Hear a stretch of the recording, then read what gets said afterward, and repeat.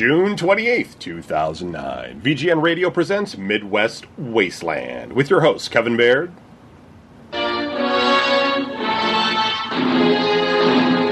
Brian Baird, and Don Cease. You just had to do that, didn't you? You probably waited all weekend to get that in there. With glee. Just sitting there with glee on my face, man. Look what I found. Tonight's topic is on marriage. Hell on earth. So... That's why I put the Cylon bass star. I'm like, because when the woman walks in the room, that's what you hear. Dun, dun, dun, dun. I don't think you're going to get your conversation in, Kevin. Yeah. Kevin just had to announce the show, and that was the last we heard from him, because Brian and Don did the whole show, was foaming at the mouth. And that fucking bitch. Oh, my fucking... Where's my cell phone? You guys want to hear this? Here's my fucking... You know what? That would be good, since last VGN all I did was... pick up the children. Yeah. Why are you going to pick them up? All I did was rant, so it's good that you guys do. What are you doing on the couch? Why aren't you playing with the children? Because I worked all fucking day. Oh, God, don't even get me started on that shit. I don't know what the fuck it is. I mean, I'll work 12 fucking hours. You get home, you shower, and your feet are like screaming. I'm supposed to put on my clown suit now? You sit down, and they're like, well, what the hell did you do all day? Nothing. I masturbated in front of the TV. You're not funny. Yes, I am. Oh, my God. All right. But before we begin, even though we already began, it sounds like, just so everybody knows, Larry doesn't like Midwest Wasteland and doesn't want to join us for it anymore. He's a fucker. No, he didn't appear on the last show when we talked about crazy jobs, and sticking with his theme of being Larry, where we don't know anything about him, he doesn't want to join us for the marriage episode either. So... we do know he's around because we've seen him post up stuff on Facebook, but he's pretending that he's sleeping or something. Supposedly, he's killing him. Supposedly, he went to a bike marathon or something. Well, you know what? I think right now, and he wasn't in it. So. Well, I think his girlfriend's bike marathon. He just what is he wearing? His spandex pants, spandex shorts, a fucking big polo shirt. And he's on his bike with his number 13. Big Spalding shirt on. I don't know. Fuck, get like 5 pedals out, and all of a sudden he'll have to like gobble down water. I seriously don't know what his purpose is in it, because I imagine like Adidas sunglasses and shit.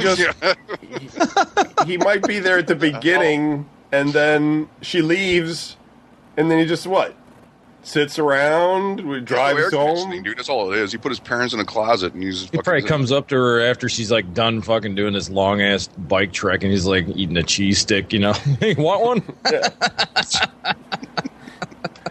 Yeah, by the way, I spent all the money on beer. They have a little bar right over here. You know, I mean, seriously, I have no idea. But anyway, he's not going to do it. The moment she's done, he probably has his arms wrapped around her hot, sweaty body.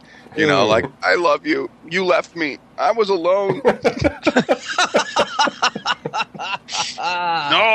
Oh, I hate to hear what you guys say when I'm not around. But you always are. Yeah, so. Don't be around, and you'll find out.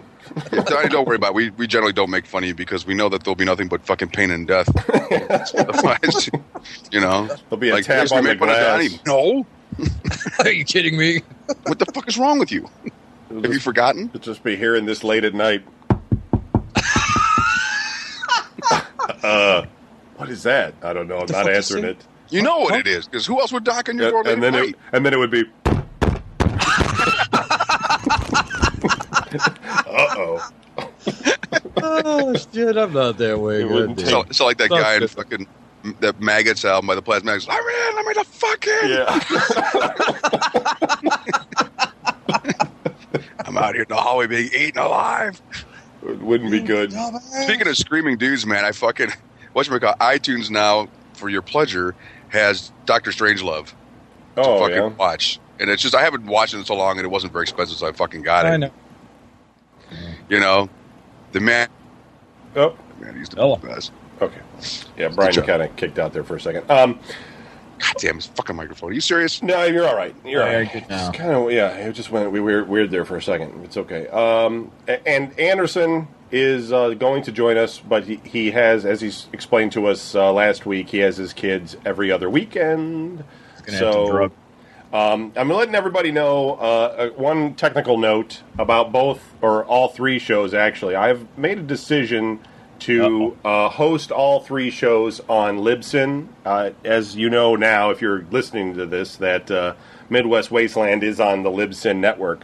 I'm going to be moving VGNR and Cleveland Sports Radio over to it as well, and they're going to be on new RSS feeds, which I will announce what they are on future episodes, so that people will be able to subscribe to them and continue to follow the show.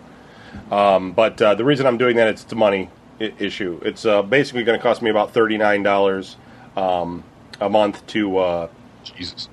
host all 3 shows, and right now I'm in, with the current server, I'm paying about a little over $60 a month, and we don't have enough bandwidth. The server goes down for about a week now in the middle of the month due to all the bandwidth being taken up by VGNR, primarily at about 10,000 downloads per show, and that's just kicking our ass. So I had to do something, and it makes the most sense, to do this financially without trying to expand the server, and also because it just has a good growth potential. But what that will mean is that if you're missing any of the old shows, they'll no longer be available. I'll still have them, but they will not. Can't. You can't. You won't be able to download. So if you're missing any shows that are old, you better get them between now and July 15th, because then the server will likely go dark. And if you can still get the old archive DVD for sale. You can contact me if you want one, editor at videogamenews.com, and we can work that out. Otherwise, the old shows will just go away until such time that I try to sell off another greatest hits CD or something. Who knows? Since you're talking about that, Kevin, why don't you make me one? So I make you a greatest hits CD or DVD? Yeah. I got to make one for an order that came in. So you got to make one for me too, because I've been asking and I haven't got shit. But I'm not going to print out labels for them for you guys because ink's expensive. Oh, I see. But I'll put I'll pay you for the ink. Really. All right. Well, if you want one decorated, then you got to tell me which one you want. You want the Days artwork or the soiled artwork? I have no. I have to take a look at it. Yeah. All right. Next time I shoot over. Okay. When are you doing these? We'll talk about it later. Yeah. It takes actually a commitment right now. I haven't put the time in, but I do have an order to get done, so I'm going to do it. So if you want to order one, let me know, and we'll talk, in an email about it, and I'll tell you how much it is and everything and all that good stuff. Editor at videogamenews.com. Okay. All right. And again, Anderson will join us at some point when he's supposed to put the kids in bed at 8, but that's not working. It's summer, so. God damn it, go to bed.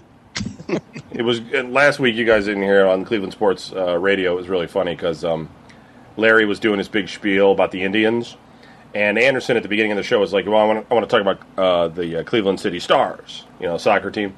When that segment comes on, I'm like, "All right," because I don't really got anything for it. So Larry finished up his little Indians bit, and I started talking briefly for about 5 minutes about Cleveland City Stars. I really didn't have anything except to tell everybody that they lost all their games, and. And I go, Don, you got something for us? You want to talk? And he's all just like quiet. And I'm like looking at the Skype thing, and it says he's away. And I go, well, it says he's away. I don't know what happened, And right. I go, I know his place is really small, so I don't know where the hell he would have went, But maybe he's got technical difficulties or something, So Larry starts saying something about the Cleveland City Stars, and then you just start hearing like this snoring, and. Larry's like, is that you? And I go, no. So, Anderson had, completely fallen asleep during Larry's, Indian segment. Oh, my and God, he was, out, and he was, snoring there for a little bit. And then he woke up, and he was like, I go, dude, you fell asleep. And he's like, I did. And then he asked Larry something, and Larry goes, if you would have listened to my Indians wrap-up, you'd know that. And Anderson just kind of laughed and shit. It was pretty funny. Yeah, it's fine. So I don't know if that means that Anderson was either really tired or Larry needs to kind of make his show more exciting. Yeah, a little bit more exciting when he talks. I'm not sure, but yeah, it was funny. I like when Larry asks you. He's talking about something. He goes, "You know what?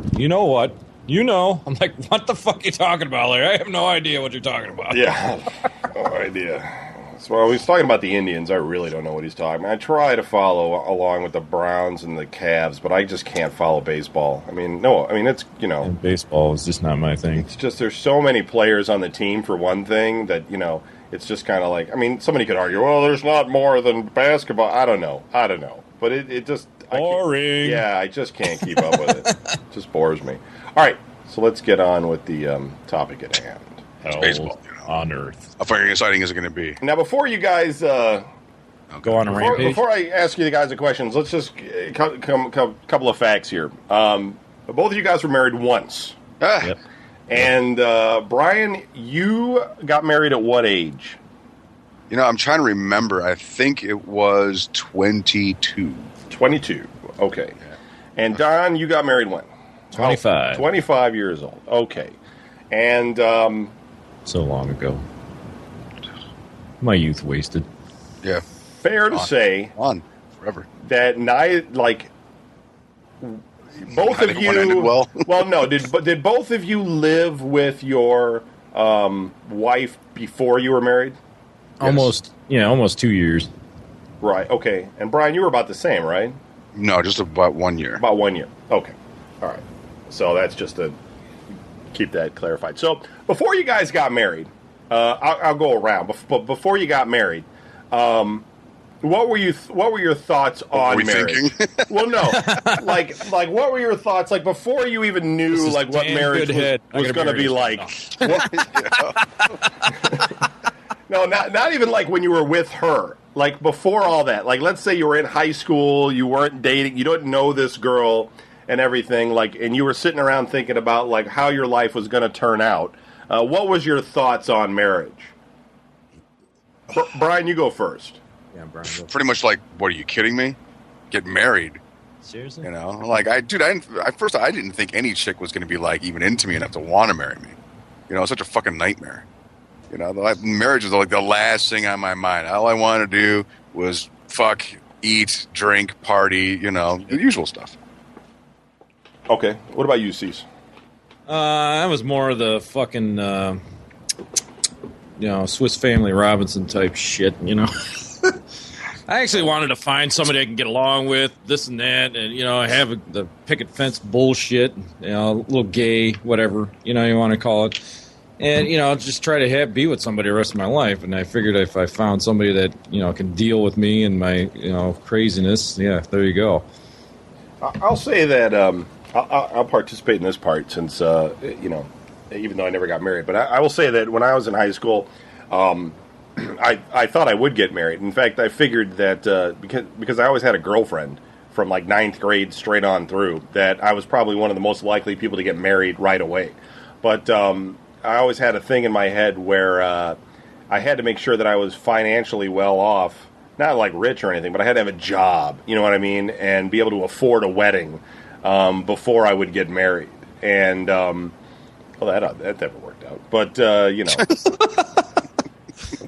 Surprise. But that was like I was always pro marriage. I was never a guy that thumbed down to the whole idea, but it just kind of worked out that way. So okay. So, Brian, what caused you then to get married? She got pregnant. Okay. And she got pregnant, and it was more along the lines of, look, I found somebody that I dig a lot. She seems to dig me. I don't think it's going to be a problem me living the rest of my life with her. I know I didn't have to be married to her, but I thought about it, and I'm like, it's not something I ever really considered to be an option for me. And so when I asked her and she said yes, I was like, oh, wow, fuck, I guess I'm getting married now. It was more like a surprise. You're getting married. Did you feel as though you were obligated to get married? Maybe a bit. Yeah. I'd be lying if I didn't say maybe a bit. I did, but, Okay. Because, what other choice is there? Like, you want to... It wasn't really her idea. It was more my idea. You want to play the nice guy. So you're just like, she's pregnant, and you're going to be like, well, we could get married, and... I knew now what I knew. You knew then what I knew now. To fucking be like, I'm half Canadian. Your other choice is basically what? To be like, fuck you, Yeah. Out of here. Yeah. It's not mine. Yeah.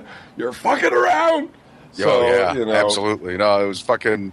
It was just like, my ex-wife, Lori, and I, we got along pretty good, And so you just decided that it was okay. It seemed like the right thing. It seemed like the next step. We were dating for about a year. We got along really well. I needed somebody that could keep me sort of under control because I knew if I didn't have somebody as a balance to my crazy bullshit, I was just going to be dead in a ditch. And I just was like, I just don't want to be dead in a ditch. It looks like it hurts. So, I'm like, I just think I'll maybe, we'll get it together, hook up. Was she now... people don't know this, but she lost the first pregnancy, and was that before you got married, or did that happen after? Was she pregnant when you got married? Do you remember? Yeah, she was pregnant when we got married, and then I was actually working. We covered our jobs, and I was working at Little Caesars, and she had a miscarriage, and that was that was one of the most dramatic things that ever happened in our relationship because on the one hand, I was affected by that too, emotionally. Really? Yeah, totally. And, but I had to because she was like a couple months along. It wasn't like, if she had been only like 2 weeks in, I wouldn't have given a shit. I'd been like, so what? I know. You're all like ready for the family and all that shit at that time. At that point, yeah, dude, I knew that was the next step too. She's always wanted to be a mom. And she was a little bizarre about how much she wanted to be a mom. She was just like, ready for that. I want to be a mother, and I didn't know this, but right in the heels of that, she's like, and then I want to be a grandmother. Take it easy now. Suddenly, I'm like, can we be young for a little while and have lots of great fucking crazy sex and shit? No, we're old people, plaid pants. It was fucking like a really bizarre thing. I gotta really ask a question. Oh no, Kevin will probably ask it later. Never mind. Go ahead. Yeah. So for the whole time that painful segment was going on, I had to kind of set aside how I felt. I had to be like the rock, so that she had something to lean on. Because her family back then, her family was a bunch of fucking drunken retards, and she had a lot of friends that were there to help her out and shit. So I had to kind of take how I was feeling and put it aside, look, I've got to be the person she can rely on to get everything done. People don't. Okay, here's a funny thing. Brian, people all listen to this show now and envision Brian and everything in their heads and all this kind of stuff. And let me just say that Brian's wife was not what you imagine Brian to be with at all. Completely opposite. Yeah. She's like a little Miss Priss. Right, preppy in a way, and, conservative, and just, she didn't have a tattoo, she still doesn't have a tattoo. Right, she's just completely, she sold Avon, she's normal, had normal friends. I'm not saying Brian's abnormal, but, you listen to this show, So, you get an idea. Right, so, but the other weirdness of this is that she came from a family of crazy people. Wow. These people... Sam, there's something going around in the water. I have no idea, dude. Yeah, I do. Wow. She was normal in a way that was scary sometimes. And then there was, my ex-wife is pretty normal, down to earth, relatively. Dresses like your typical Walmart shopper chick, would dress. Right. Not flashy. Doesn't drink, doesn't get high, never did. And that, of course, went beyond that, too. And then you have her family who, at the time, they're all kind of reformed now, but back in the day, they were a bunch of drunken lushes. They were crazy. Crazy. So to a point where I was sort of, intimidated by how crazy, out of control they could be. And they ran this bar called the Razorback Lounge. Oh, my God. And Jesus Christ. And, I remember that they were in the paper, the one time, because a guy had gone in there with a shotgun to rob the place. And they firebombed Lori's brother was working behind the bar, and he was like, "Get the hell out of here! You can't rob us!" And the guy left. And another guy sitting at the bar. This is a true story. Another guy sitting at the bar was drunk and was like, "I'm gonna go kick that guy's ass" or something. Yep. Left the bar and got his head shot clean off. Yeah, with the shotgun by the other guy in front of the bar. That was brilliant. Yeah, but it's even crazier that her brother was behind the bar and he didn't even skip a beat to the guy with the shotgun. It's just like, you can't rob us. Get out of here. Get out of here, you fool. I got an M50 back here. What the fuck? The guy left. The guy's like, oh shit, well I better go. It's just crazy. You can't even explain it to you. Okay. I don't want to talk. I don't want to make blowtorch.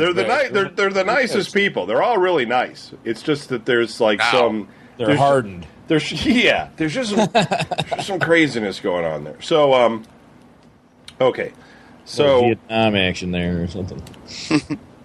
Now, Don, what caused you to get married? Stupidity. Stupidity. I can't even say it right.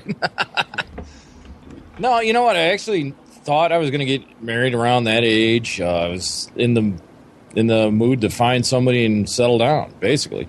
And I met her at a bar, not the greatest place, but we clicked. Seemed like a good idea.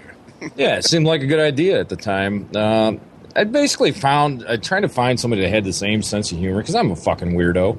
You hear me out. I'm a sick bastard, and I found somebody that's kind of along the same lines and had some family dysfunction like myself, and we clicked. So I figured it was good. We lived together for a couple of years, and I said, I took the Nestea plunge and fucking gave her the ring. I remember when Don met his wife. It was we were at this bar called Images, and we were there with this friend of his, Mick Costello, and the idea was to get Mick a date. Which Mick, no. Matt was there. You're not going to get Mick a date. So he looked like Mick was a nice guy, but he just looked like a guy that he just looked crazy. Like he just had that crazy look about him. He was crazy. And just like if you were a girl, you'd be like, oh, no.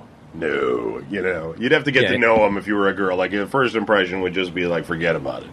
Not this guy's serial killer written all over him. So we were there, and Don was getting pretty liquored up, and he was all over the bar running around, and we were like the sober people that were less drinkers, like myself and Matt, were like trying to find Mick a date, and we were like looking around, and we were telling him like to go as this girl, go as, it was just tragedy happening all the time as he walked over and got shot down. And there was this blonde girl sitting on the left side of it's a pretty big bar, and she's sitting over on the far side of the bar. And she was pretty attractive, but like somebody had tried. I think Matt had tried to talk to her or something and got immediately. Yeah, it was with his wife. Yeah, like immediately got shot down. And, so that was off limits and everything. And so, I don't know, Don, you were just all over the place. And he comes back over to us and stuff at one point. And he's like, how's everybody doing? You guys drinking? You all right? Okay. And he's like, we're looking for a date for Mick. Okay. How about that blonde girl over there? And we're like, no, dude, that's not going to work. He's like, hold on, I'll go talk to her. So we're I get once in a while, I'll get this fucking crazy party man comes out of nowhere. Right. I'll just fucking yeah, everybody get together. Right. It's like once in a great while. So we're like, I don't even bother to look over there because we're like, well, we know where that's going to go. It's just going to crash and burn, So, That's confidence. I think I was dancing with this Filipino girl who asked me to dance or something, and then I came back and I was like, "You motherfucking want to dance with me?" Yeah, basically, right. That's kind of what it was like. You want to be your friend? I was like, all right, I guess. I mean, I don't know. I can't dance. You have a job? Whatever. Yeah. you American GI? You got money? Yeah, we're gonna make friends with the Filipinos this week instead of the Chinese. So if they listen to this show, they know their time has come. Yeah, it's nothing personal. We make fun of all cultures equally. So at some point, we're sitting there and I'm like, where the fuck is CSAC? Because it's getting late and stuff. And so I was just like, he's over there. He's got that girl sitting on his lap. So we look over there and Cesa's sitting next to the blonde girl, and he's got her friend sitting on his lap. And they're all sitting over there talking and drinking and stuff. And I'm just like, I don't even know what happened. I'm like, what the fuck? Yeah, I'm like, yeah, this is not cease. This shit don't happen. I mean, it's bizarre, man. So they're vampires, right? They're gonna drink his blood. Yeah, exactly. I'd enjoy every. They're monsters. They're gonna eat his flesh, right? I mean, come on, it's not. So just a couple of years later, that's all. So I was talking to Cease intermittently because he worked a different shift than I did. And I think I talked to him the next weekend and everything, and he wasn't home. And so then the weekend after that, I gave him a call and I was talking to him, and I go, so whatever happened with that girl? And he's like, oh, well, I took her to Niagara Falls for the weekend. And I was like, what the fuck already? Yeah. And so first date, we went to fucking Niagara Falls. Yeah, and then that's it. And then they got married. We had a blast. It was fucking awesome. It's crazy. I mean, we were all over the place, just fucking drunk in the middle of Niagara Falls and picking on people and drunk in the middle of Niagara Falls. Yeah, yeah, not that. Downtown Niagara Falls. Thanks. Yeah, get the barrel. Yeah, give me that barrel. They just throw it over the falls after you. Oh, I bet you I can paddle faster than the falls. Guess not. Splash, splash, splash, splash. hit the Maid of the Mist at the bottom and shit. Oh, what the hell was that? People are inside the falls. You see a body go past. Just see the shadow outline of a body go, ah! The hell was that, kids? Come on. Daddy, what was it? That was a toy. Don't worry about it. Well, then you find out after you go through the falls that there's like a hidden cave back there full of people. Hello. It's like Land of the Lost. Yeah, No, just kidding. it's a secret world. Look, new food. What? Yeah. So, all right. So, okay. Now, Brian, what would you say was good about your marriage, and how long was it good for? Hold on. Think about that. That says everything right there. Well, I got 2 beautiful daughters out of it. That was pretty cool. Well, you couldn't have been in it. It really made me more. It made me more responsible. I will say that. You didn't like being married at all from the get-go? Were you completely not into the marriage thing from the start? I just didn't realize. Okay, before we got married, Lori was kind of a fun person to go out with. I knew she wasn't rock and roll. Like, okay, well, I'll be going to concerts and you won't be. You know, but it was more like, yeah, it's okay. You know, she'll be doing the wife thing, and you know, I'll definitely be doing the husband thing. But I'm sure she understands that there can be times where I need to go out and be me. And of course, I was hideously fucking wrong. It was the moment the marriage began, the friendship fucking came to a roaring goddamn close, dude. It was like, no, there's not gonna be you having friends anymore because I don't approve of any of them. Oh, come on. Your friends were always over there. Let's be honest. You were having parties all the time. I think they lived there. Yeah. I mean... Well, mostly because I was able to, tell her to go fuck herself every so often. It's kind of like, this whole me not having friends thing, that doesn't work. But, I mean, the good part about being married to her was, I became more responsible. I decided, look, I've got a kid. My first daughter was born. I'm like, I can't be working these third-rate fucking jobs anymore. I've got to go out, and I've got to... make money. I have to make money, and it has to be a career where I'm going to have more than 6 hours a night to be home before I have to get geared up and go out to the next job. I have to be able to take care of my family. I don't want to live in a ghetto the rest of my life, especially if it's just me. I couldn't care less. But with a kid, it's a whole different ballgame. So you're saying working harder was the benefit that you got out of marriage? Okay. Well, it made me more responsible. Like working harder. Come on. Anything you're going to do in this life where you're going to want to make money, you're going to have to fucking work hard. That whole I'm going to be a rock star bullshit we all know is bullshit. It's like you got to fucking work. So that was already instilled in me. It just gave me a drive to want to go and do it. And I mean, Laura and I got along in a number of ways. Like we like a lot of the same types of movies, TV shows, that sort of thing. So it wasn't total torture at first. It just seems that when we got married, after time went by, she changed. How long do you think until it took the root in you that it was really sour? Oh, when I finally... Not when you finally got divorced, but when did you decide that... I finally realized that there was no hope. You were unhappy. I was unhappy from the get-go because, I was being a spoiled little boy, but I realized that. It finally dawned on me when I had just came home. It was my second year of being on the road, and Lori's not the most emotionally giving person. She wouldn't say "I love you" unless I said it first. She would never tell you she'd never come up to you and say, "You know what, you really rock." I mean, girls do that. My girlfriend does it now. Yeah. I know. Yeah, girlfriends, they will go to you and they will tell you, you know what, man, you're a pretty cool dude. I mean, they don't have to do it all the fucking time, but at least they tell you. Every day, Brian walks downstairs. You are awesome, dude. You rock. Yeah, you are made of rock. Oh, thanks. Yeah. Walk by. There he is, Mr. Cool. Dude, high five. Firing off fireworks behind you. It's like you're in a constant pep rally for yourself and stuff. There he That'd be is. awesome. Brian How great would that Barrett. be? That'd be annoying after like, shut up! It would just be something else to bitch about. Shut up! I'm trying to sleep. Come on, I want to tell you how much you win. Get out! Fuck you! I'm sleeping. You rule, dude. Light on and off. Tick, tick, tick, tick. Yeah, these are pretend fireworks for you. You crazy bitch. Fuck! Now in retrospect, maybe it wasn't so bad. No. Okay, all right. I knew it was over when I came home. It was like my second winter of being on the road, which means it was living hell. I was home, 3 days out of a month. There was no emotional support whatsoever. And I came home and she said to me, "What are you doing here?" not hello, not wow, you're home. That's great. It's what are you doing here?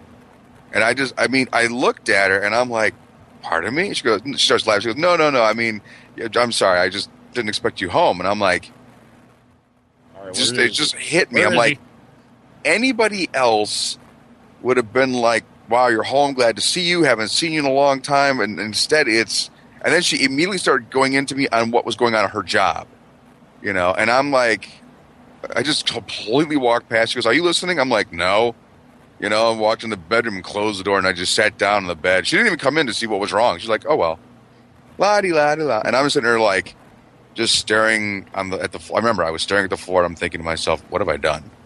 I'm thinking, racking my brain, did I do something wrong when I left a month ago that she's still holding on to it, And then I'm like, no, I don't think that's it, dude. I think she's fucked up, and we made a huge goddamn mistake getting married to this chick. Now, this was before your second? Or after? It was before my second. That's when now you're asking me when I realized that. I know, right. I know when you said that's. It wasn't. That wasn't at the point where just I realized trying to get the timeline and right. I'm just trying to get the timeline. At that point, things weren't over. I'm like, you know what? Maybe if I try doing this or that, maybe I can make it work. Right. We're going to touch. We're going to touch. At that point, I was talking to her about what was wrong with our relationship, and I'll get into more about how she told me later what was going on in her mind because she told me what happened. Okay. Counseling. Don, what was good about being married, and how long did it take until you felt that it had soured? What was good about it? Before we got married, it was, and even to the first year or so of marriage, we used to like hang out like best friends, and everything was about each other. And she had a daughter of her own, and we only had her like every other weekend, so we'd have a whole weekend together doing shit together and just fucking whatever we wanted to do, and it was cool. I mean, we both liked a lot of the same shit except for anything on TV, and it was great. Now, when it started to get bad is she got pregnant with my daughter, and my brood. You almost said my brood. Yeah, that's the awesome. brood. Now, just so people know, so they understand everything, she had a daughter from a previous marriage or relationship? Relationship. Yeah. Good kid. And she was how old when you guys 4 got years married? old. Yeah, she was 4 when I met Danielle. Okay. So okay. I shouldn't say any names, but no last names. Anyways, when I met when it started going bad is right after the pregnancy. I mean, she went from somebody I was really into. I mean, wholeheartedly. I mean, I gave up anything and everything, and all of a sudden she's like, you gave up all your opportunities with everyone. Once the baby was born, she had to do nothing. I mean, she still worked and whatever, but like support wise or any kind of, she's, you still get a hug here and there. I love you. We still had the interludes here and there, but other than that, it was like living with your dad. You know what I mean? It's like, so the emotional connection died when she got married. Yeah, and she kind of pregnant. Kind of left me to hold the bag when it came to the baby. I was working 12 hours a day, and I'd get home, and she was mine all night. The first 2 years, that kid did not sleep, and I'm like, God damn, are you going to help me here? And that was okay. Hold on. Yeah, but at what point? Because you're going into what went wrong, and we're going to get to that. But at what point did you decide that it was going bad? Was do you have a moment like Brian did, or an epiphany? Yeah, did you have an epiphany, or was it just? Well, yeah, I mean, it's like right at the end of the 2 year span there. I think that was about it for me too. 2 years. It was just like, Yeah, there's a reason why. I mean, if you don't want me to get into it. No, you can if that's what you're saying. I'm sorry. I just thought you were going to go into a tangent about everything that was wrong with having a kid in the house. But, I mean, that's okay. Well, no, the kid's fine. You know, the kid was fine. She hit 2. She was fine. You know, she was cool as hell. You know, she became human. You know, it was great. It becomes sentient. It's a little bit easier. Yeah, exactly. I mean, but she changed. I mean, big time. And she went back to who she was before we met each other. It's like it was weird. It was a total different person. Like she had to go out. She had to go out. She had to be with her friends, and nothing was going to stop her. And it was like, whoa! I'm a family man. I don't do that shit. You know, and I was like totally opposite of that. So it was fucked up. We should have married each other's wives, dude. In either of these situations, though, did either of you feel as though that you were to blame for what was going on? I mean, like, did you look at yourself as... At first or later? At first, when you're realizing that there's these problems, and before you decide, you know, we're going to discuss working it out here in a minute, but did you look at this and say, well, this marriage is getting kind of fucked up. Am I the person that's, you know, do I have, you know, were you always looking at them as being the problem, or did you ever focus on yourself? I guess is what I was always focused on myself, dude. Yeah, it was a half and half, because I knew her family background was very funky, and at the same time, I was trying to get her past because her folks never were in her life for anything, and she had a bad abusive family, and it was terrible. I felt really bad for her, and I wanted to get her away from that. So I just kind of, and then at the same time, I was like pushing so hard, I think I just like pushed her out the door, and I'm like, all right, man, maybe I'm doing too much, you know, and I'm like, you know, and maybe I'm not doing enough for her, you know. It was just crazy. Yeah. You couldn't narrow it down. You're just into swirling, because I was seeing my family just kind of like going down the toilet, and I'm like, oh, I don't know what the hell to do. So I just kind of let her go and do her thing, you know, just to see where to go. Now, you guys can't read minds, but let me start with Brian. Brian, do you think that your wife was fine with the way things were, and that she didn't really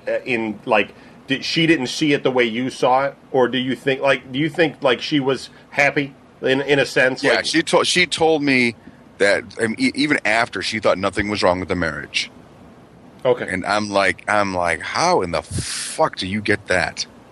You know, obviously it's not fucking fine. You know, we've got major problems. I'm not happy. You know, you're not happy. I mean, despite what you're saying, I mean, it was utter rubbish. I'm like, how in the fuck can you know, say that everything was okay? I mean, it's just crazy. I don't know. Okay, it's like dead, you know. I don't know. So, Don, what about you? Do you think did she want out of? Did you feel like she wanted out at that point? You know, honestly, I felt she wanted out, and I'd ask her, and she said no, and I'm like, oh, well, all right, maybe this is just a thing she went through.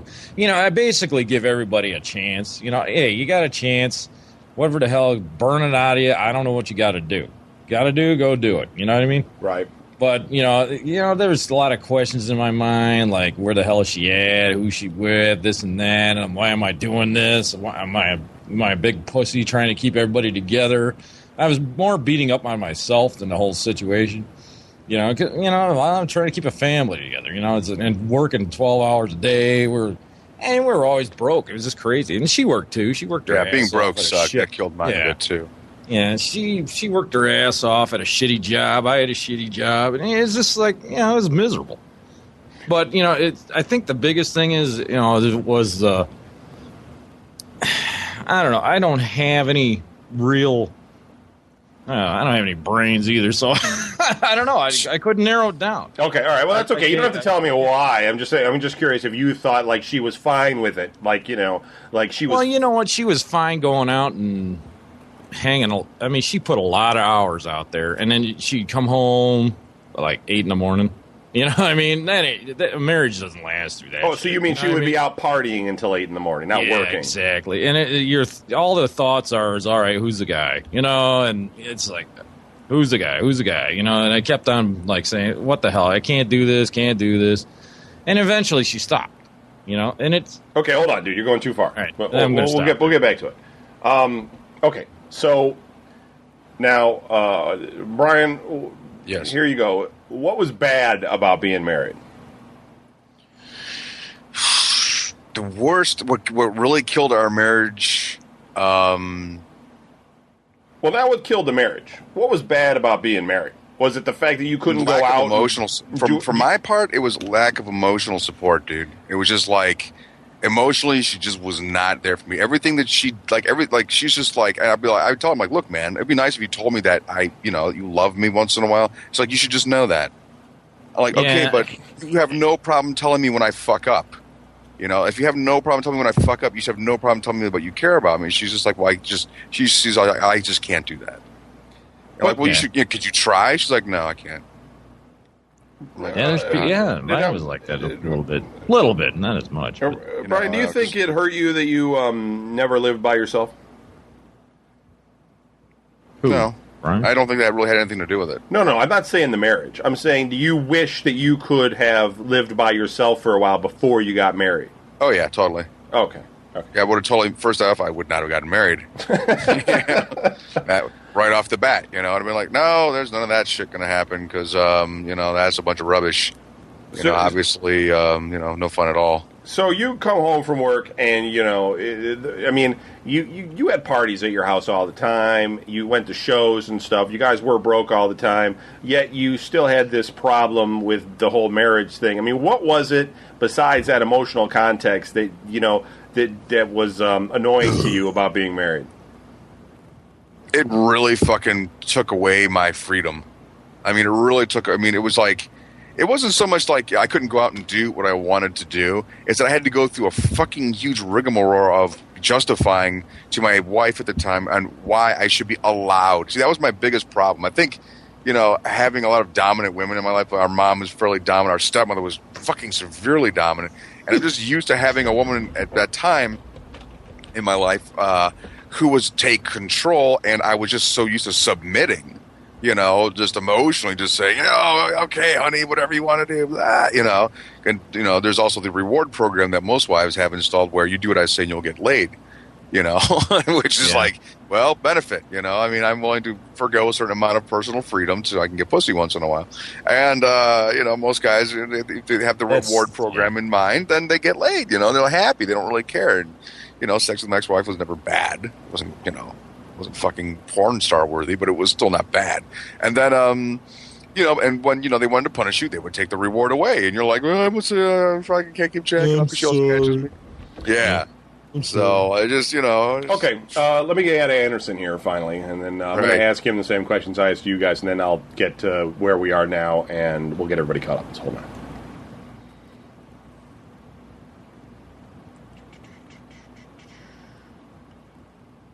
Don. Yeah. Okay. We're talking about marriage. Stay awake, man. This Stay week. Larry's not here because he's Away. Yeah, whatever. Yeah, not even gonna, right. Fuck it. It doesn't matter. And I'm asking a roundtable question, so it'd be good if we could just catch you up really quick, since the other guys already answered these questions. But I'm going to ask you the same questions, and you can feel free to answer them. I will answer them quickly. Okay. Well, it doesn't matter. I mean, however you feel like it. I won't answer them at all. Yeah. There you go. Before you got married, what were you thinking about marriage in general? Like when you were in high school and stuff, did you see yourself, getting married, or what were your thoughts on marriage? I mean, where were you with that? I never thought I would be. Okay. You didn't want to be? No, I didn't. No, I didn't want to. No. I was like, nah. When I was in, when you're growing up and you're a kid in elementary school, you're like, I'm going to be married, and I'm going to have 5 kids, and I'm going to do this, and I'm going to do that. But once high school, I was kind of a little bit after high school. Really? So you just felt like, no, that was never going to be for you? Yeah, I didn't really. Didn't interest you? I get annoyed by my friends after hanging out with them for like 2-3 hours. Oh, thanks. So really, That's why. Dude, that's why he hangs I mean, not even really annoyed. I mean, remember, like at the soccer game, I'm just like, okay, I'm gonna go walk around. Yeah, that's enough. I was like, well, yeah, that's fine. I'm gonna go walk around now. Kevin Baird's talking to me too much. Stop breathing on me, please. Yeah. Too many questions about Adam. I gotta go. There's a lot of questions about Adam. That guy's crazy. So, okay, then what What made me do it? well, what caused you to get married? Hold on, let me make sure the kids are still asleep. That's passing. No. Benefits, insurance benefits for That's why you got married. a child. Wow. Benefits. Really? She had great. Dude, I didn't know that was part of it. I mean, So- was that actually discussed? Did you say let's just get married for the children's benefits? Yeah. No. You have lots of I benefits. wanna marry you. didn't say it wasn't necessarily exactly like that. It was more like, you're pregnant and having a baby's Give Boston expensive, health insurance. and you don't have insurance. So how about we get married so you can, Really? it was like one of those things where like we always talked about it. Like she would, her. She would talk about it. You'd be like, "What do you think about marriage? What do you think about it?" And I was always like, "Yeah, whatever, sure. Let's just talk about it later. Whatever you want to hear, I'll tell you whatever you want to hear now, as long as we can talk about it later." And then finally, finally it was like, "Well, we've always talked about it, so how about we just do it?" Okay. So, So my main goal was making sure that I didn't make myself broke. that worked well for you. Yeah. So Yeah. It works Yeah. well for all of us. okay. For the timeline here, though, how old were you when you got married? Oh, shit! Now the pressure's on. 32. 32. I mean, we could all know just by going back through old Medispective episodes to find out when this happened. But Right. because it's all chronicled, basically. Pretty much. And At least you burned away some good years before you wasted. and just for the record, it's it was your. I mean, it's pretty obvious, but it was your first marriage, right? Oh yeah. Just making sure everybody understands this. And Chicks don't dig me. And before she was pregnant, she had she has a kid from a previous marriage, right? Right. Right. And how old was she when you got married? Shit, now I gotta do basic math. That's what we talked about last episode. Guesstimation. 3. Okay. Okay. No, I mean it's just good so people understand the whole chronology of what's going on here, because when we Right. start talking about when the kids and stuff, and then people might be like, "Kids? Wait, you only had one?" So I just want people to know. Okay. So before all the bad stuff, though, what was good about being married? Someone who paid the bills on time, so I didn't have to pay extra money. Yeah, that's true. Sure, you're not Jewish. Well, sort of, With all yeah. the financial. No, I'm Scottish. Scottish and Jewish are Odd pretty much combination. that's the same. No, it's the same. It's the same racial stereotype. That's like my brother's Scottish and my sister-in-law is Jewish, and I said, well, if you guys ever had kids, that'd be great because you'd have one kid who has 2 racial stereotypes for the price of one. So, can see how that works. It's Jewish; they're cheap. Scottish people are cheap. Anyways, what was good about it? Oddly enough, there was still a lot of sex. So that was After the kid? yeah. Really? Shit, even when she was pregnant. Okay. Yeah. No, and even after that, and yeah. Really? Okay. Cool. Oh yeah. I get, but then, okay. But we'll talk about how, okay, so. Oh, okay. We'll get. That's a different question. No. The sex thing's not a question, but that's Okay, good. the bad stuff will be. So, I mean, basically, you're saying there was some sex and some bills being paid, and You were having sex with your wife. How do you think you performed? Oh, it was I don't know. It wasn't with me. I don't know. I don't know. I was too busy. I can't answer that because I was too busy crying. yeah. So, how long were you married before you realized that it had soured or you had made a mistake? Brian, for instance, was explaining before you got on the show that there was a moment where he had a sort of an epiphany, and Right. and Don had Shazam. sort of a series of events that took Right. place. What about She's you? smart enough to me. I slapped her. At She what died. point did I you knew say? something was Now, this wrong. isn't when you decided in your head, "I'm getting divorced," but when did it when did you have it so you were like, this was a mistake, I guess? Let's see. We got married on December 15th. I would say by January 1st. Wow. It was no. I don't know. Probably a couple months. I mean, did you have some way of describing why? Did something happen? Did something go down, or did you just sit there and go, "This sucks"? I mean, what? She's crazy. She's crazy. She's crazy. And you just kind of like said, you know what? That's too crazy for me. It really is. Yeah. Like you now look at now. How many times have you seen me like furiously mad in my life? Never. Seriously, just a serious question. Okay, one time when you tried to drive a car over a bunch of kids. Okay, that's once. and you've known me for thousands of years ago, 20 years, right? Yeah, that's like the way I've been with her. It was like every other week. Screaming and yelling and punching windows. Best thing about women, they know all your little fucking quirks and how to dig under your skin, and they'll use it. They'll use it for everything. All your buttons, and then they button mash. So like they're playing Street Fighter. So you were finding like right it's the away end of the world, and they're sending them all over to the other side. You know? So a couple months in, this was going on. Is what you're saying? Oh yeah, no, because it was well. See, I mean, some of you guys know the story, but I guess not everybody in the audience knows the stories. But I mean, I pretty much was pulled under. I was pulled under and just pulled out of the loop of everything, and it was slowly being like, because it was like, oh yeah, you can go do what you want. And I was like, oh yeah, I know I'm going to go do what I want. Hey, I'm going to go see this band. Oh well, if you just want to leave me here. That's a given.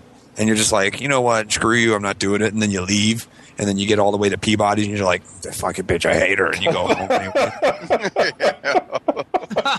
You get all the way there and you go back. Yep. Yeah, because she's like her little, like it's like a Darth Vader fucking thing that just like appears next to you, like a little figurine. And then when you get home, she's like, what are you doing home? You're just like, you know what? Funny.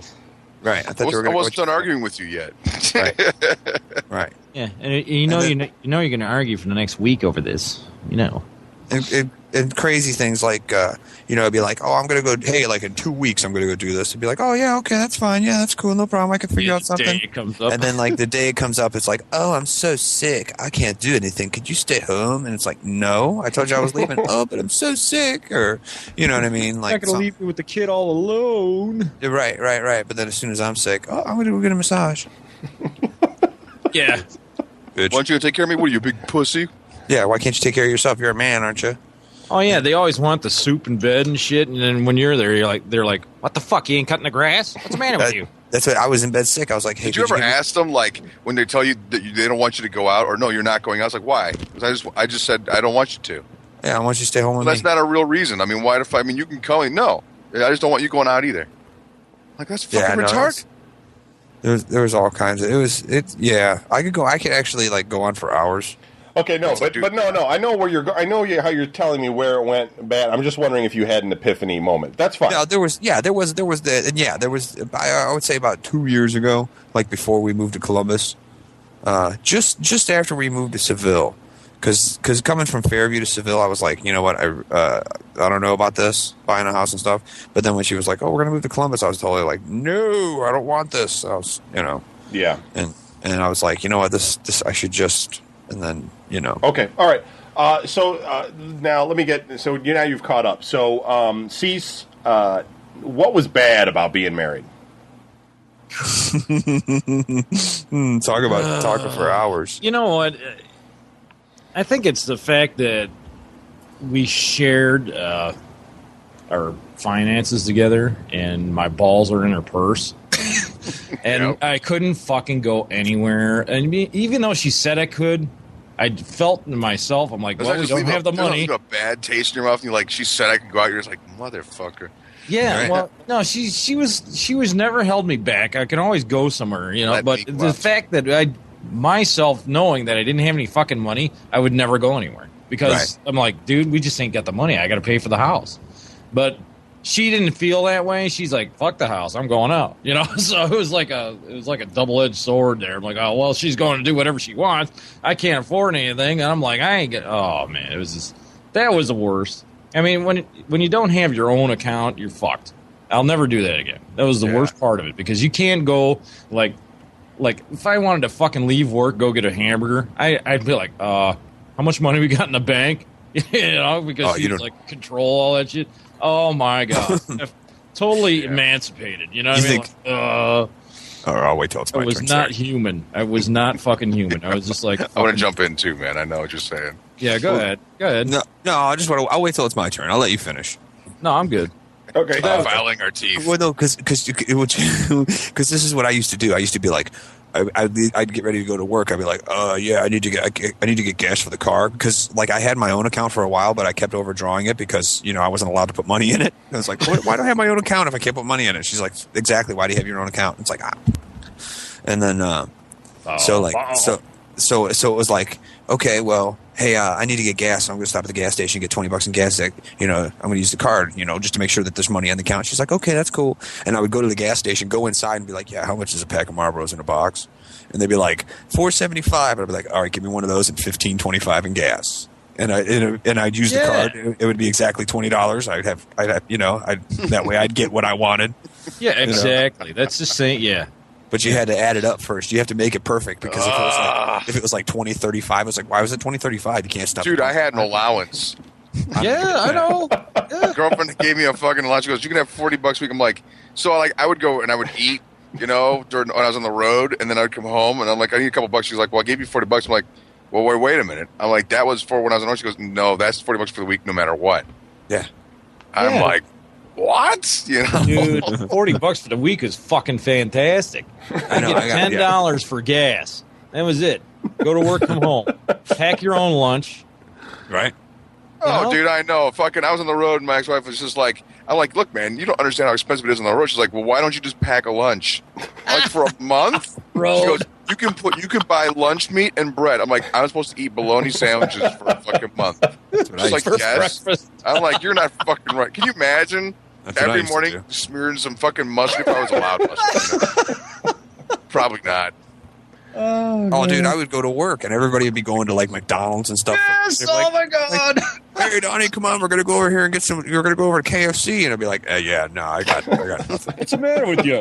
I got nothing. You don't want to hang out with us? Bag, No, I wasn't all sad face. Check this one out. We were supposed to have quit smoking, the two of us, right? She was like, okay, we're both going to quit smoking. And I was like, oh, yeah, okay. No problem. And so I would, you heard how I secretly would get my cigarettes. And I wouldn't smoke a lot. I would just be like 2 or 3 a day just to, because I was like, shit, I don't know when next time I'm buying gas, so I better make these last. And fucking smoking tree branches and shit. I would go to work. At this restaurant. I worked with this buddy from high school, Mike Melville. Me and him worked at this place together. And I went up to him. I would go up to him every night, and I'd be like, "Hey, Mike, you got $1?" And he'd be like, "Dude, what?" And he's so cool. He'd be like, "What do you need? $5? You need $10? What do you need?" And I was like, "No, dude, I just need $1." And he would give me $1 because I have nothing. Because I would have change in my pocket. That was it. Like I'd find change on the ground, be like, sweet. That's another, like there's another quarter she doesn't know about. You know what I mean? Yeah. I told somebody the story at work yesterday where I took all my change I found in my trunk into one of them machines, dumped it in, got $20. It was like, sweet, that's $20 she don't know about. Yeah. Anyway, so he your would money. give me, Unless she does find out, then she wants it. Yeah. and she's like, "Where'd you get that from?" And you're like, "Fuck." I see this So he would give me $1 And then you were every in night. trouble. You found it. You didn't tell her. Well, right. So Melville would give me $1 every night. I would leave the restaurant. I would go outside. I would smoke like 2 cigarettes. I would then get into the car because I wouldn't smoke them in the car because you don't want the car smelling. And I'd smoke outside the car. I'd get in the car. I would drive to the gas station, go into the gas station, wash my hands, wash my face. You know what I mean? It doesn't matter. That shit's still stuck in you. No, because you're outside. So the wind's blowing, so it's not like you're compacted in one area. And and then I would wash my hands and wash my face and my beard and all that stuff. And then I would go up to the counter. I'd grab a candy bar, give him $1, be like, "Thanks a lot," because I felt so guilty of going in there every night and washing my face. I'm like, I might as well buy something, but I never had any money to buy, so I had to borrow money to buy something at a gas station so I could pretend that I wasn't smoking. So you know what I mean? fucking Mission Impossible. You know what I mean? And if one thing went off plan, oh my God, I was ruined because I was on timer. It'd be like, "Oh, the restaurant closes at 10. How come it's 11:15 and you're not home yet? You still got to feed horses." Whoa. No, I don't. Yeah. It was crazy. That's insanity, dude. I haven't touched horse. I haven't touched horse shit 2 weeks. I just never did anything. That's all. Just fucking never did anything. I did everything I could to sneak around and do whatever I wanted. And boy, sometimes when I got caught, there was hell to pay. Boy, she's the devil. Wait, yeah. Yeah, my wife never really held me back. She goes, you can do anything you want. I don't care, blah, blah, blah. But when it came to that day, like you said, when it came to that day, Right. she'd give me this look like, you're leaving me in here in hell alone, Something would come up. She'd be mad. No, she'd just be mad. Oh. She wouldn't say anything. And you're like, listen, are you mad that I'm going out? No. I'm like, you got to be kidding me. You've gone out 3 times this week. You're mad that I'm going out? No, I'm not. Just go. Yeah. Like, what the fuck? So then you're like, all right, guys, I want to have some peace in my fucking house. You don't say everybody that. Everybody acts like you're a big pussy for not going. I was like, dude, you don't get it. Oh yeah, If I don't fucking do this, it's gonna really suck around here, really fucking hard for a long time, man. Right. It was like fucking Gestapo. It's like we're all doing the same thing. We're all just like, because all the memories are coming back. Remember that time? Because you'll say something. Oh yeah, I remember this. I remember that. She's calling all the time. I thought you said you were leaving 5 minutes ago. Yep. Mine didn't do that. I don't think. Yeah. I was leaving, but you know what? I got into a conversation with somebody. Oh, are they more important than me? Are they more important than your children? Oh, you know what? That's just not. It's not right. Oh yeah, I'd go out and I'd get the silent treatment for fucking a week. Nah. But if she go out and if I said anything, it would be a fucking murder. What are you talking about? I work. That's what I hear. I'm like, yeah, and your money's not going in the bank because, I was like, fuck. It was all one-sided, when it came to that shit. But it was just, I got my horses. My horses make money. No, they don't. Such a liar. Dude, did you have the wife though that sat there and like grabbed on every fucking mad scheme of fucking how to make money? Because mine did, man. She was always like, I'm going to end up selling like vacuum cleaners. I'm just like, oh God, no, you're not. I heard on the television today the government's giving away free money. I hear you can grow it on trees. I heard on an infomercial at 3:00 in the morning that if you take all your money and send it to this guy, he will send you like 5 times the amount of money back. All right, no, I was that person, and my wife like, no, you're stupid. And I'm like, okay. I was always trying to get some money in the house somehow. Right, I'm willing to try anything. I was always a person going, maybe we should try this. She's like, shut up and sit down. Job, and we won't have to worry about it, okay, hon? Right. But that's what I got. When I sell my horses, I was like, yeah, you sold a horse for $16,000, then you turned around and bought another one for $17,000. So now we're even more in the hole. Way to go. Okay. That's a great thing to do. Okay. So now all of you guys, as we've established, have children. And let me go. Somehow sex happened. Let me go around. Let me start now. Brian, as these things were souring, what role do the kids play in all this? Did you guys try not to? Well, okay. When what role did it play? She all of a sudden wanted to have sex, and I was cool with that, And then then she didn't. And I wasn't. It's cool like that. But I guess the way let me rephrase the question. Probably all of you guys, when you were looking at the possibility of divorce in your head, were probably contemplating the fact that you had kids and you probably wanted to try to keep it together. Yeah, that was one of my main reasons. Because I remember how our dad and our mom got divorced, because I know you don't remember that so well, but I totally didn't fucking forget. So, I gotta hear about that. No, trust me, it was bad, dude. It was like my mom and dad would fight like cat and fucking mouse. It was terrible. And I'm like, I don't want to be a statistic. That was my other big thing. I'm like, I don't want to be a statistic. So I'm like, fuck it. I'll try to make this work. Maybe it's just me. I don't want to be a big baby. I don't want to be, it became, but as time went on, okay, it became less about everybody else and it became more about how happy I was. Right. All right. I'm like, no more of this bullshit. It's like, I've got to be happy too. Right. Too bad. So sad. Okay, but let me just ask though. Before that happened though, when you were like trying to like work this out, now did you have a discussion with your wife that you said, let's work this out? I mean, did you discuss it with her? I mean, obviously you don't just spring divorce on her. Like, divorced, I told her. I finally got her to fucking stop fucking being goofy for 5 seconds, and I sat her down. There's some stuff we need to talk about. Okay, and of course, it's at that point where she wants to have selective memory. Go, well, what are you talking about? Well, I don't remember any of this. Well, what does this mean? I mean, and then she'll want to change the subject You know, like, I don't know about you guys, but every time my wife was ended up like losing an argument, she would try changing the subject, like by bringing up something else she knew that would set me off. You know, and but by that point I was immune to it. I'm like, no, pay attention to what we're talking about. And I said, look, you're not talking to me like I matter. Okay? And I'm not this big pussy, but I have to know that I matter. This has to be for something. Well, yeah, that's everything. And she's like, well, you should just know. And I'm like, well, I don't. Okay, so it really matters to me if you can talk to me about this. And she goes, well, I can't do that. And I'm like, because if you don't, I'm going to end up looking for what I need somewhere else. And that was the first time where I threw the fucking gauntlet on him. I'm like, you're either going to help me be happy or I'm going to find it somebody else. And she's like, whatever, you're not, who's going to go with you, you know? And she had a point, you know? I'm kind of like, well, that's true, but... Really? She threw that in your face? Pretty like much, that? Yeah. I'm just like, that's fine. I threw that one in my own face. Yeah, like, I did. I was like, don't worry, nobody wants me. Well... Go ahead, sorry. I pretty much was just at the point where it was like, you know... I couldn't really take the idea of living with somebody who just would not. I mean, it wasn't so much I'm going to go fuck somebody else.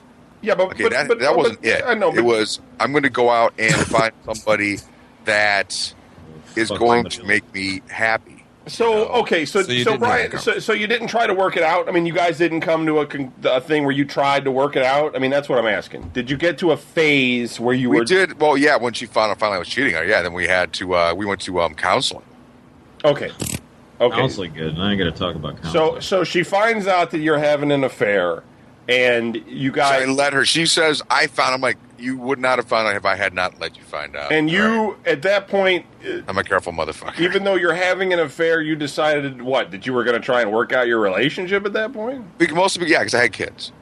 Okay. You know, I'm like, my kids mean everything to me, so I really want, you know... I want it so that they're able to look and say, at least my dad tried to make things work. And I did try. I did tell, you know, my girlfriend I'm living with now, I'm like, look, I know that we have something going on here, but she came along first. I know it's bullshit that I'm doing this, but I have to give her a chance. And I gave her a chance, and it backfired completely because what happened was the more she showed me how great our marriage would be if she put some effort into it, the more pissed off I got because all I could think is the whole time we were married, it could have been like this. Right. And she wouldn't do it. It had nothing to do that she couldn't. Is that she wouldn't. She had no interest in trying. And I'm like, I got pissed. I'm like, fuck this, man. You know? So, just to clarify, though, did you ever feel guilty, or you didn't feel guilty about having the affair in your marriage? Not at all. Because you at that point, you were just like, you were pissed. You were done. I was, dude, I had to, literally knowing that, I mean, okay, the first time it happened, it was like a drunken fucking fool thing, and I really had no brains, okay? I didn't, honestly. I was kind of like, the next day I woke up like, okay, well, that never happened, and we're never going to try anything like that again, right? That was, wow. And then the next time it happened, I was conscious it was going to happen. I knew that I was making a decision that I could never, you know, this changes everything, right? And I stopped and thought about it. I'm like, how happy am I being married? Come on over. You know? I was in a hotel. I was like, come on over, man, because I tried. Yep. Okay. Cease, what about you? Did you guys decide to try to work it out at some point? Was there a plan there to You know what? I actually talked her into counseling because, you know, I think the whole reason behind her family life was so screwed up, it messed her up big time. And she'd go through spurts of depression. And when she was going through these depression periods, which is when she started going out and drinking away all the bad feelings and this and that, and at the same time, me and my self-conscious thought patterns was destroying my own place of, you know, of how I felt about everything. I was like, oh God, she's messing around, blah, blah, blah, you know. She did that for like, I don't know, three months. And I finally said, you know what? I can't deal with this. You're going to have to either be like a marriage or forget it. I mean, do you want to just leave or, you know, because I can only take that so long, you know. But then, you know, she stopped. I told her, if that's all it's about, go find somebody to talk to. And, she talked to somebody, and it worked. I mean, for like 2 years, we were back to like a normal marriage. I mean, I don't care if you go out like once a week and just a couple hours, 3 hours with your friends. Big deal. That's normal. You know what I mean? But like 2 or 3 times, like 5-7 hours, it's like, all right, that's not. But later on, closer to the end of the marriage, she started doing it again. And I'm like, look, after a couple of months of that, I go, I obviously you're not happy. I mean, I can't do it no more. It was, from my aspect, is like, look, I know you got problems and this and that. I can't deal with them. I felt bad. I used to make excuses for her and all that. Not that I was all normal and shit. I had my own. But it's just like, she just could not be anybody. Or So the counseling didn't work, is what you're saying? It worked. It gave her a little bit. But it wasn't marriage counseling. It was just for her. I see. And you guys didn't want to do marriage counseling? I asked her, and she didn't want to do it. And she says, this is the way I am. If you can't deal with me, then, I'm like, all right, I think I should go. It's but you tried. You were trying to work it out because you had the kids and everything, and you were willing to go do that, and she didn't want to do it. Exactly. I was willing to go do it, and she wasn't, and that told me it was over. Okay. That was the deciding factor. I'm like, all right, obviously you're just, which is fine. I had to know. I was like, I don't know. We had good years and we had bad years, so it was like, but we still got along. It's just like, even at that time, I was just thankful to find out that I knew where it was going. Not just sitting there moving and going, on. how the hell? Yeah, exactly. Are we moving on, or are we going? Are we staying together? Right. Okay, so Anderson, did you guys decide? I mean, you guys are so broke, I doubt you decided to go to counseling, but you never know. Did you guys try to work it out? No. Okay, really? That was just... I mean, because like I said earlier, there were so many. There were so many from the very beginning. There were so many arguments, right? And by the time you didn't have a discussion, like you didn't try to say, like, hey, let's stop arguing and try to be a happy couple. Nothing like that. No, we had been doing that for years. Oh, okay. That's what I'm saying. It was that had been going on for so long, since the very beginning, that it just finally snapped. And she goes, "Do you want to get counseling?" And I looked at her, I was like, "No." She's like, "Really? You don't think it's worth saving?" I'm like, "No." And she said, "What about the kids?" I said, "Well, we can deal with that." I said, "I will talk to you about that, and I will discuss that and make sure that they are taken care of and that they are, okay, the number one priority." All right. And yeah. Okay. No. So, all right. So then let's talk about where everybody wants to go with this. Brian, how did the divorce go down? Like, how did you spring it, or how did it left? Is that what it? Okay. Yeah, I finally just, we were going to counseling, and I knew before Christmas, okay, that it wasn't going to happen. All right, and I was like giving her subtle hints, like, I didn't know really how to come across and tell her, look, man, all this is showing me that I'm going to end up fucking hating your guts. She's a man, baby. You could have fucking been like this the whole time, and you weren't, okay? You chose, out of all those years to fucking make things work, to do it at the end, okay? I'm sorry. If this had happened maybe about 5 years ago, or maybe like 2-3 years into our marriage, it might have made a difference, okay? But it doesn't now. All it matters is the more you're trying to be nice to me, the more I fucking want to hate you. Right. So I was just like, I just told her, finally, I sat her down one time, and I'm just like, okay, we went to counseling, and the counselor's like, well, I need to know if you're going to make a decision. I'm like, yeah. And I looked at my wife at the time, I'm like, I'm done. And she was stunned. She was just like, what do you mean you're done? We're trying to make it work. I'm like, no, it's not going to work. I'm like, I told her when I was there, I'm like, the whole time we were married, you could have been like this, and you refused to. And I went to you, and I told you I was miserable, and you did not care. She goes, but those were just words. That was her big thing. She's like, that was just words. And I'm like, well, words fucking obviously mean something to the rest of the human race when they hear them from someone they're supposed to love. Okay? They didn't mean anything to you then. Obviously, what I'm going to say to you now won't mean anything to you now. I'm leaving. And I look at the counselor, and I'm like, thanks for trying, but it's not. She's like, you don't want to keep trying? I'm like, no, it's done. I said, if I stay with her, I'm going to hate her. I said, I'm going to leave. Maybe we'll get back together. I'm not promising shit. I said, but it's time I stopped thinking about how she feels and how she was doing this and how she because that's what everybody's telling me. Like, well, don't you think she did this? And don't you think maybe, like, you should think about how she feels? I'm like, you know what? Fuck that. How about how I feel? Right. Okay? That should fucking matter. How about, where am I coming from with all of it? Like, how shouldn't it matter that I feel bad? I mean, is it just her? I mean, is it just about how, what makes her feel good? And I'm the man. I'm supposed to just, cowboy the fuck up and take it? Fuck that shit. We're talking about being miserable for the rest of my fucking life, And now now she wants to suddenly be like, oh, I love you. That's not going to last. No. As soon as she knows that there's no chance of anybody being in my life that I could walk off with, she's leaving. So I was like, fuck that. All right. And so you left, and then that was it, right? You didn't go back. That was the end. Yeah, I'm fucking walking right the fuck out. You were there, dude. You fucking helped me get out of my shit of the house. Who's fucking with their microphone? Stop it. That was me. Sorry. All right. Yeah. And then you moved into my place and lived in the closet. Lived in your closet, yeah. Which was great. Closet was the best, dude. That was the coolest thing I ever saw. Open it up and there's like 5 million Christmas lights and fucking 12 fans. Skulls and it was lights. Glorious, dude.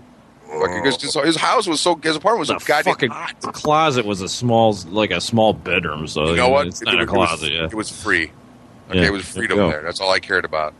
And I get along with my hell, I had to live in my niece's house for it wasn't supposed to be free, but since you didn't pay him, I guess. Yeah. My brother lived. It was like, all right, stop moving your microphone, man. I'm going to kill sorry. you. I'm so stop it. Yeah, get it out of your butt now. Brian living in the closet was like, you couldn't really have a date over or nothing, though, because it'd be weird, like she'd be that'd be fucking hilarious. That's my brother, just comes out of there scratching his nuts. Don't mind me. Door just opens up. I gotta go take a shower. Oh, she's looking around. She opens the door, and Brian's hanging upside down with his arms folded across his chest from a bar. I've been alive for 300 years. Okay, Kevin was always like, having people goes, look, this is where my brother lives. You just go open the closet door, and it's just like, you start to hear the music from Candyman, Every time you open the closet door, there was a machine that went, oh.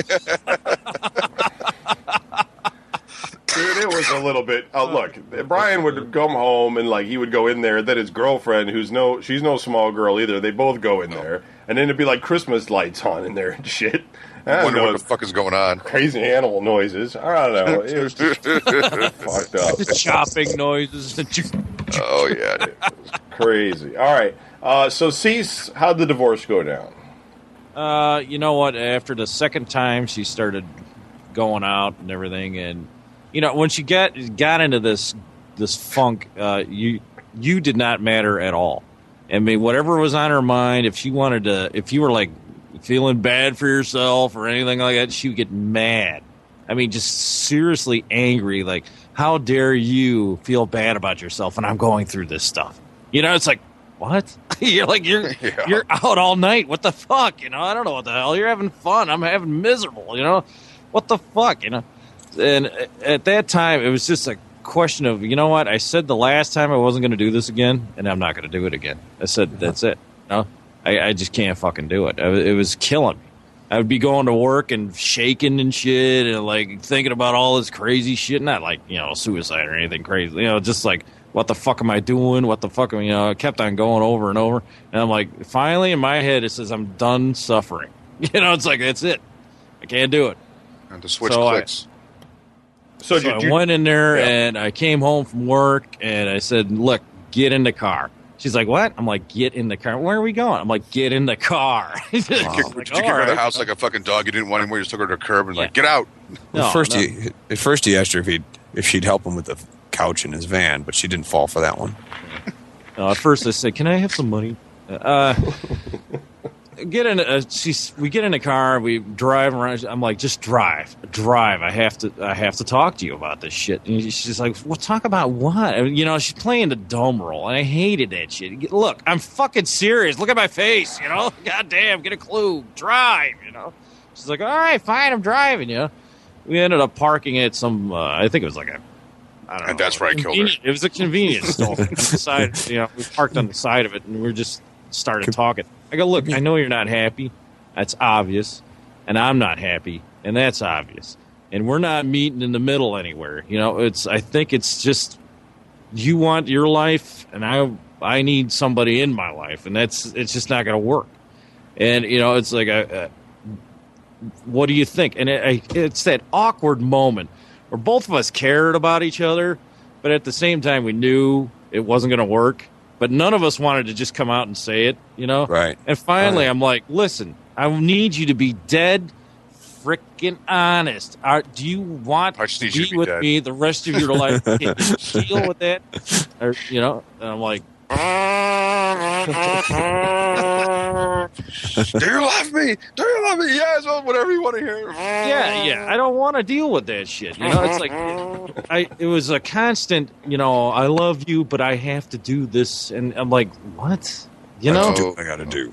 And I'm like, it's not that she's a bad person or anything like that. It's just like we were different. It's just she had a different way of lifestyle, and it just wasn't mine. I'm like a homebody. When I'm with somebody, I like to be with them like a lot and shit, and and share like shit Larry. together. Yeah, be like a married couple. She was more like, twin. yeah, she had like a double life. She needed the outdoor life, and then she needed the indoor. And then, yeah, exactly. And when she come home, the married part wasn't always there. When she was in this mood, she was like, for instance, we'd be sitting at McDonald's, and we're having a good time with the family, just sitting there eating, and all of a sudden she'd come out, and she was in a funky weirdness, and she would say shit like, you know what, anything you say just doesn't matter. You're like, what? Wow. You're like, out of nowhere, and we're all laughing and shit. And I'm like, dude, she'd say shit like that, and she wouldn't even know she was saying it.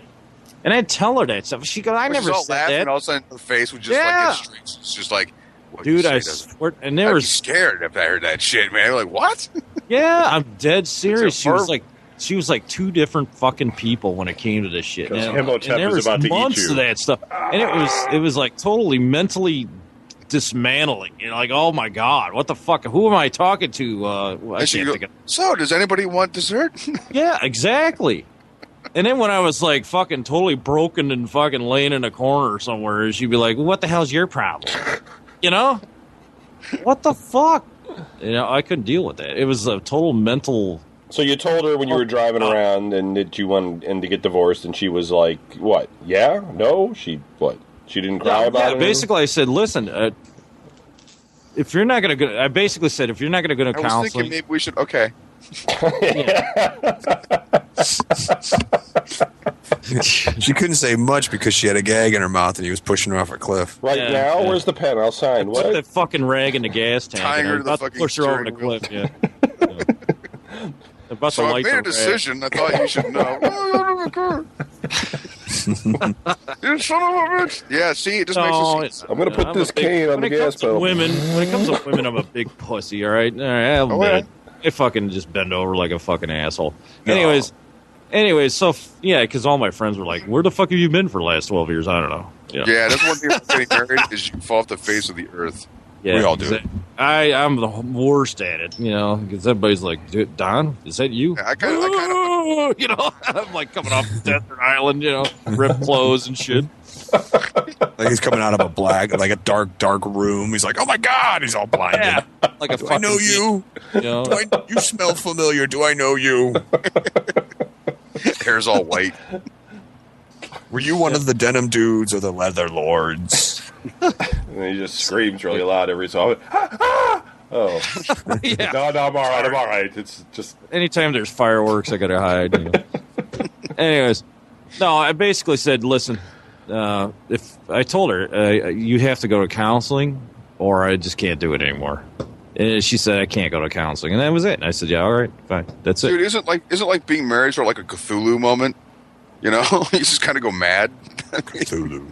Oh my god. You do. You're just kind of like, what did I do? Well, What- all your It's thoughts so- about being married is like, we're so happy together. I can't. Oh, that was bullshit, And then all of a Faster. sudden it turns into Yeah. Megadeth. So happy to have a slave. Yeah, exactly. You're like, Sunny days, you stupid fucker. yeah. So happy to slay you. You know. Yeah. Oh, fuck. Well, All right. I will love you all the days of my life, so long as you do what I want. Quickly.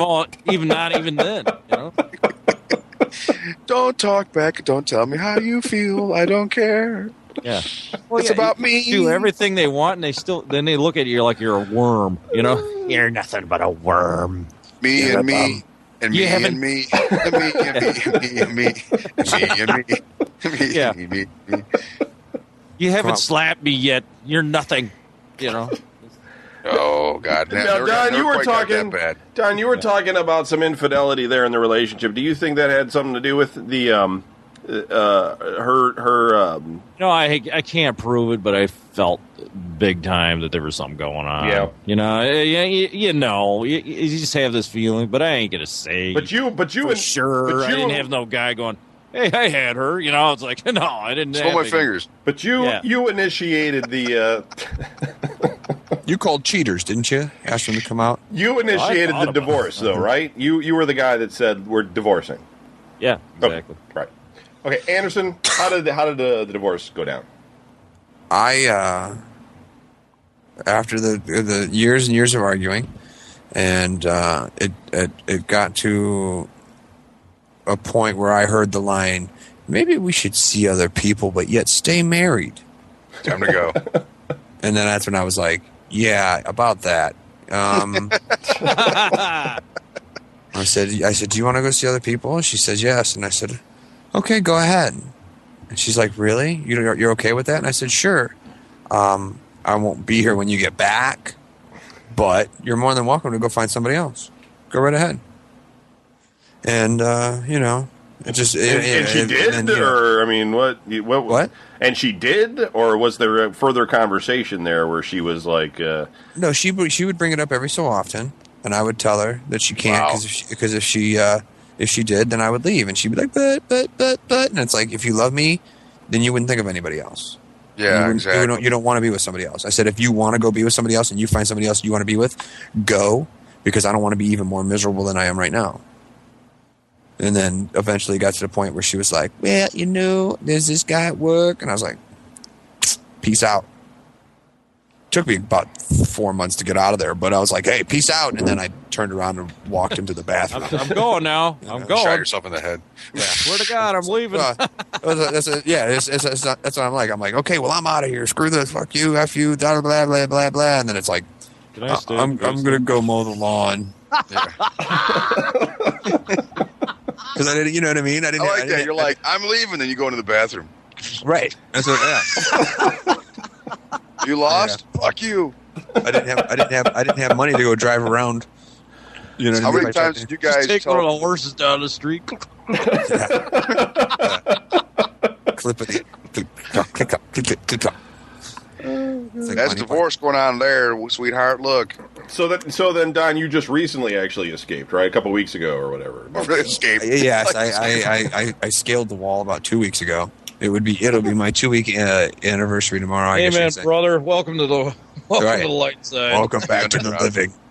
Now, Brian's, you're legally divorced, yeah. right? We've been divorced for 10 years. 10. You've been divorced for 10 years. Yeah. How long were you married for? 10 years. Okay, 10 years. So, Really? Technically 10 years, yeah. Don, you just Yeah. Just filed last Thursday. how Court long? date July 21st. And how long were you married for? Well, yeah, going on 13 years. Well, 12 years. Should be What? divorced by July. Wow. So if it was another month, it'd be 13 years. Okay, Basically. And Anderson, you are not legally divorced. What's the plan on filing?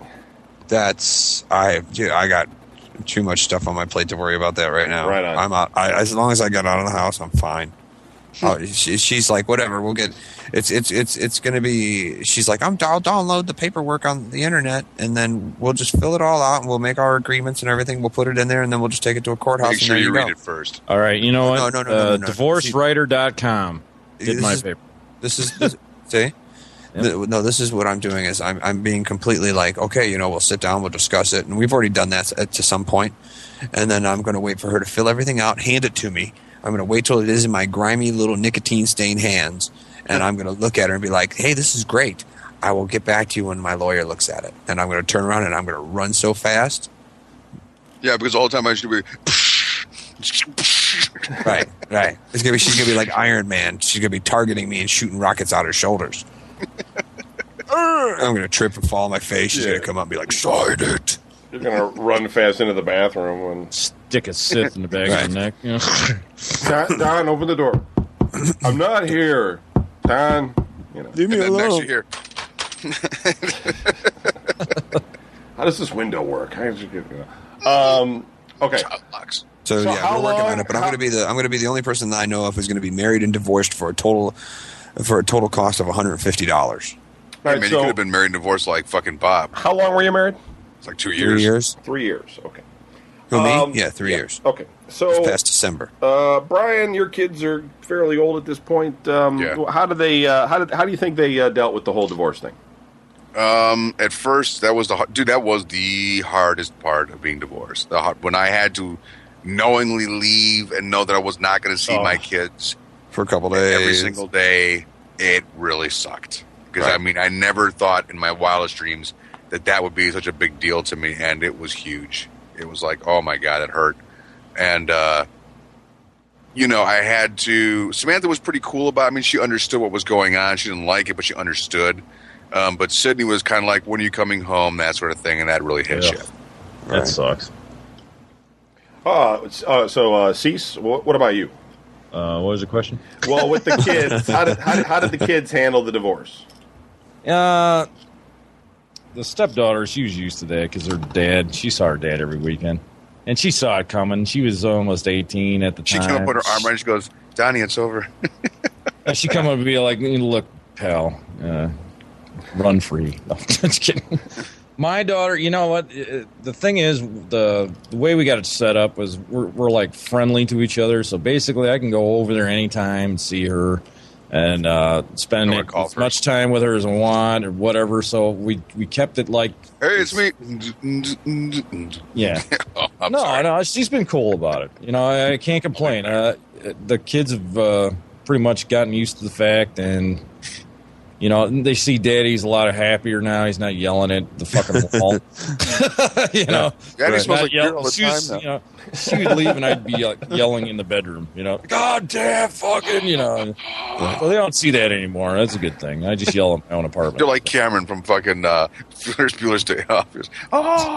Exactly. Yeah. So they see it's, it's for the better, and she's moved on already and has another kid, and yeah. Okay. It's real fast. So. Wow. Anderson? Yes. It's a boy, right? Son or a girl? I have girls. I always forget, dude. Somebody's got a boy, and I can't remember who it is. Kevin Rom. No, that couldn't. I don't care about it. Frank. No. But it's okay. So you have girls. So, how'd they take it? I mean, the one's too young, right? No, she's 3. She's kind of coherent. I mean, they sentient. I don't know, because I don't think they really know. They just know that Daddy's got his own place. They're like, oh yeah, let's go to Daddy's. Oh, we're going to Daddy's house. Okay, let's go. Because I was talking to this dude on the phone the other day when I took him to the park, and I was telling him about what was going on and about how she was, dating somebody else. And the oldest one turns around while she's on the swing, is like, she can't date anybody. She's married to you. And I was just like, uh-oh. Yeah, you better have the talk. Like, that's. I'm like, I acted like I ignored. I acted like I didn't hear her. I was like, I can't push anymore. Sometimes it's the best thing you can do. Yeah, I'm like, I can't push anymore. I'll be back in a minute. Because that's, I mean, if she, that's, she's dating somebody else, so I feel that's her job to tell if that is, you know what I mean? Right. That's not for me to be like, well, mommy, I'm not doing that. I'm going to tell them about me. I'm going to tell them what I'm doing, what's going on. But I see them, I see them every day. I see these, oh my God. I'm the exact opposite. I'm like, somebody take them, please. Because I see them every day and they drive me crazy because like they're so Belle's so calm and cool and collected and intelligent and stuff, and then Sophie, who's like biologically mine, She's just a hot mess. She's just, wow, come on, scratch. I'll pull your hair. I'll kick you. Come on, I'm going to headbutt you.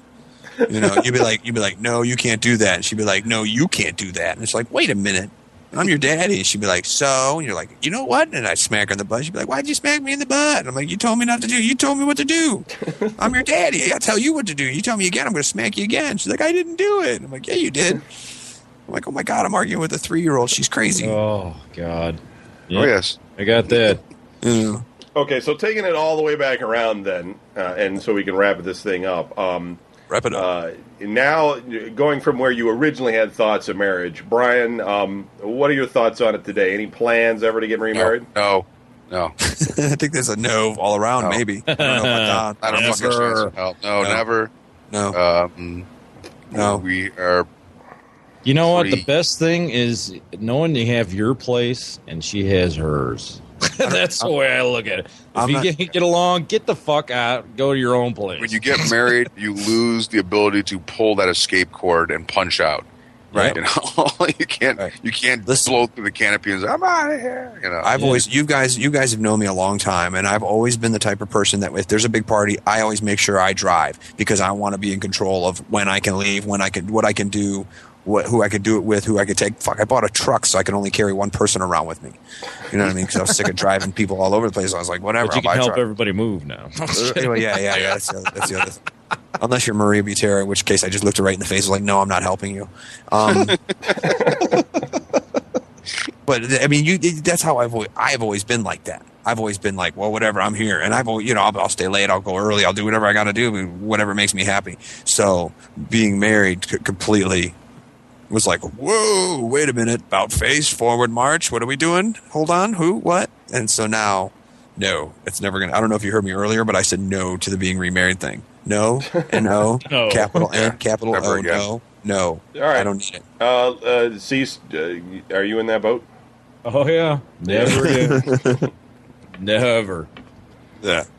Would you I'm not now wasting my money on no fucking gold band that's just fucking sitting somebody else's goddamn shit. No.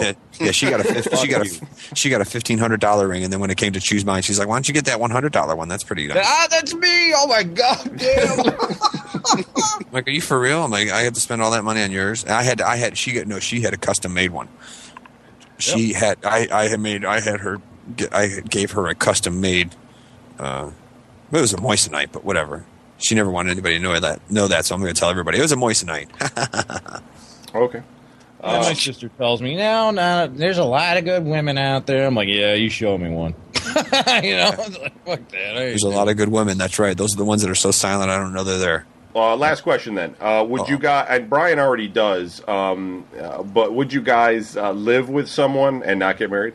No. I already do. I don't even know about that yet. No. To be honest with you. We've been together for 8 years now, I think, give or take 8 or 9 years. Yeah. No. Okay. All right. Did you guys get any emails at all? No, I didn't get any. I checked. Okay. How do you Big check? fucking loser.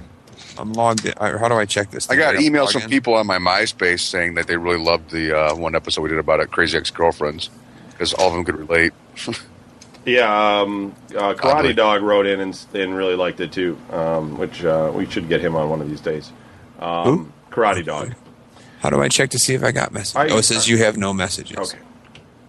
If you want to write into the show, either shows, you can write to all of us. We all have separate email addresses.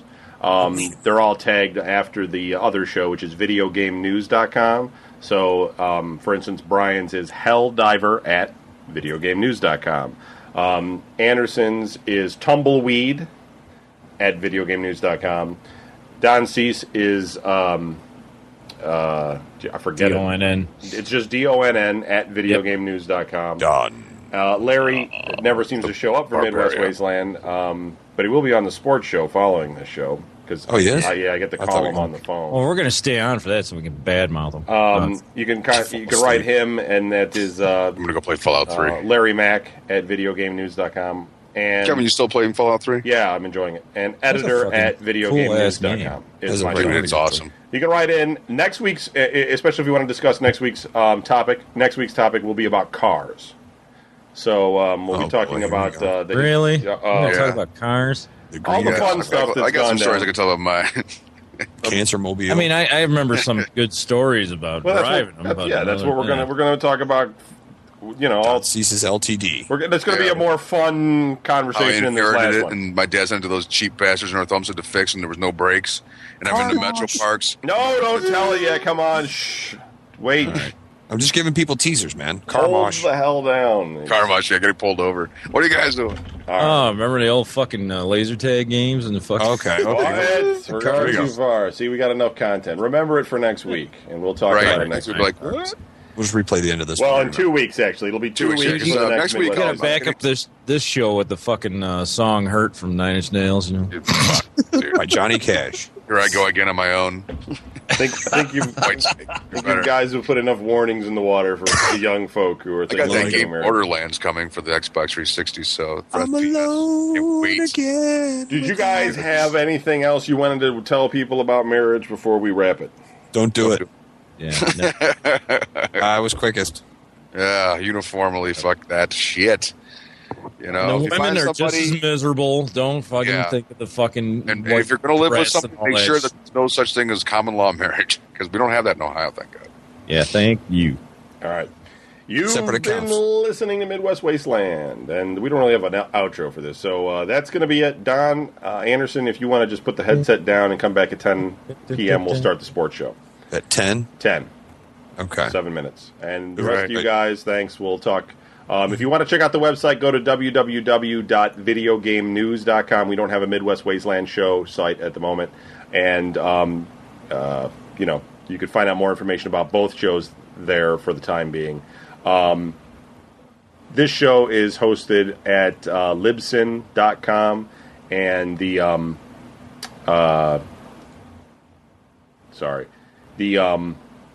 Okay, peace. the Midwest Wasteland RSS, in case you don't have it because you're listening to this live or something, is vgn.libsyn.com/RSS. And you can also download the show directly from vgn.libsyn.com. That's it. Thanks. Good night. See ya.